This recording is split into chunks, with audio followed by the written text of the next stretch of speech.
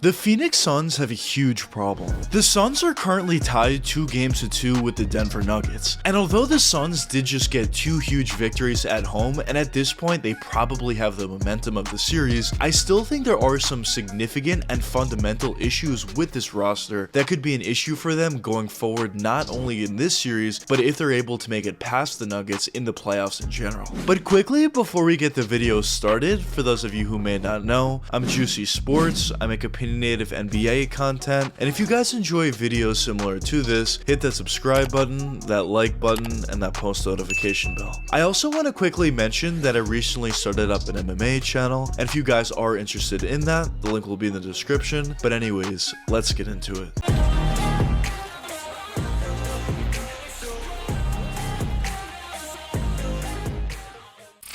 After being one of the worst teams in the NBA for a pretty good chunk of time, over the last couple seasons, the Suns were finally able to turn things around. They were finally able to build themselves a pretty nice young core, they were able to bring in some nice players in free agency and via the trade market, and eventually they were able to even make it to the NBA Finals during the 2021 season. Now, unfortunately for them, they didn't end up winning that Finals matchup, but just the fact that they made it there was obviously very promising considering the team was a very young one. And going forward from there, the Suns have been a championship contender basically each and every season. But fast forwarding to this season, especially after the Suns were able to trade for Kevin Durant, the expectations were clear. The Suns needed to win the NBA championship this season, or else the season would be a bust. When you look at the roster at this point, it's obviously extremely talented. They have Chris Paul, Devin Booker, Kevin Durant, DeAndre Ayton, and others around those players as well. Just a ridiculous amount of talent on this roster. And as soon as that Kevin Durant trade went down for the Suns, nobody expected any other team to really have a chance with the Suns. People just thought Phoenix was way too talented for everybody else in the NBA. And although at this point the Suns have done the job they needed to, they made it past the first round and they're currently tied 2-2 in the second round, there have been a couple things that haven't necessarily gone their way and certainly have brought up some questions and concerns about them and how far this Phoenix Suns team could actually go. Now, the first factor I want to touch upon, and the main reason for why I think the Suns are in a little bit of trouble, is a lack of help. Now, when you look at this roster, it's pretty clear that there's stars everywhere you look. But unfortunately for the Suns, Chris Paul has been injured and hasn't been playing as of late. Kevin Durant and Devin Booker are each playing extremely well, but when you look at the other guys besides those two, the Suns aren't really getting all that much help. And at this point, I think the NBA has changed. I think in the past, you could get away with having 2 stars on your roster, and I think you could win a championship with that. But at this point, I think not only do you need those 2 stars on your roster, but you also need the help of other guys as well. Because once it comes down to clutch time, and once it comes down to the playoffs in general, teams are going to get a lot more wise to what the star players are doing and send double or triple teams to them. And if your star player isn't having the best game, or if the defense is doing a great job at limiting what that star player does well, your team basically has no chance to win that playoff game. Now, some of you may be saying, isn't that the case for every team in the playoffs? Whenever your star player doesn't play well, you're probably going to lose that game? Well, actually, when you look at some of the other teams in the NBA, that isn't the case. A perfect example of this is the Boston Celtics. There's been a couple of games in the playoffs so far where Jason Tatum, their best player, hasn't played all that well, but the Celtics still win that game. And the reason why is the Celtics have other guys to pick up the slack in those games where Tatum isn't playing all that well. So just having a supporting cast that not only supports you when your star player is playing really well, but also especially picks up the slack when he's not playing all that well is really important, and a team that's able to do that is a team that's probably going to win the championship. But unfortunately, when you look at the Suns roster, they're not getting all that much help from those other guys, which certainly is somewhat of a concern in the series versus the Nuggets, but also even if the Suns are able to make it past this round, it's certainly going to be a concern going forward from here. Now, the next factor that I want to touch upon is injuries. Now, this is something that you can literally say with any team in the NBA, but when you talk about the Suns, they have been missing Chris Paul for an extended period of time.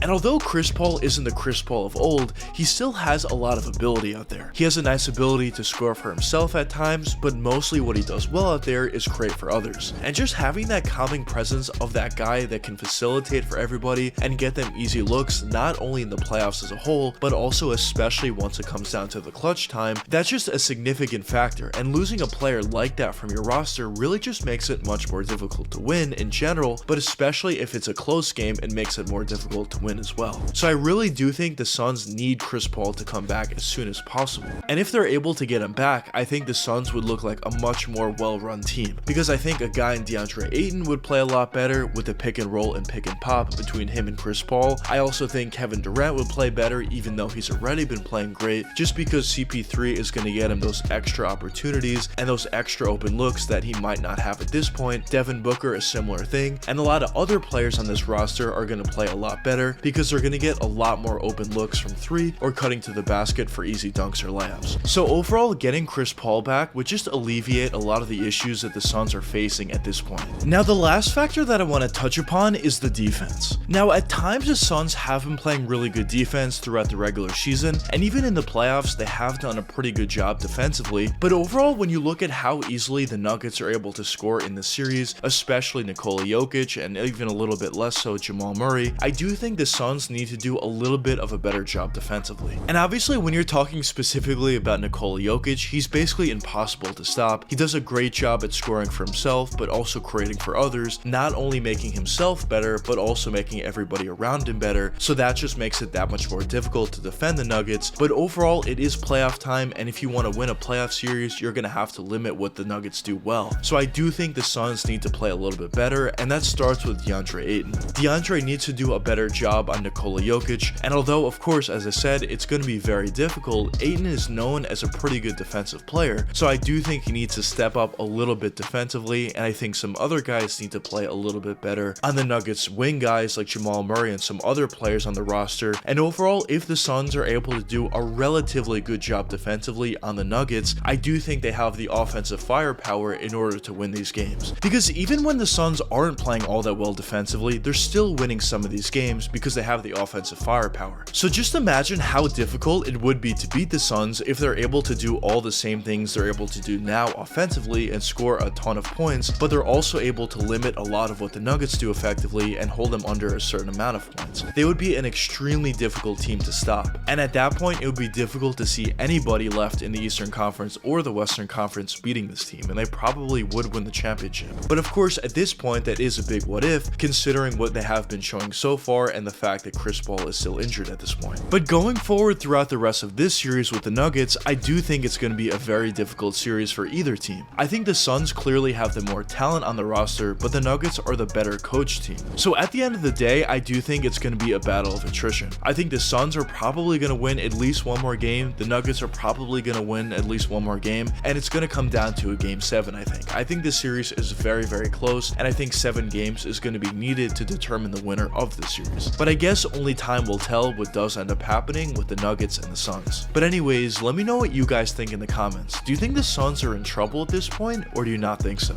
But anyways, I hope you guys enjoyed the video, and if you did enjoy, check one of these 2 videos popping up now, and until the next time, peace out, guys.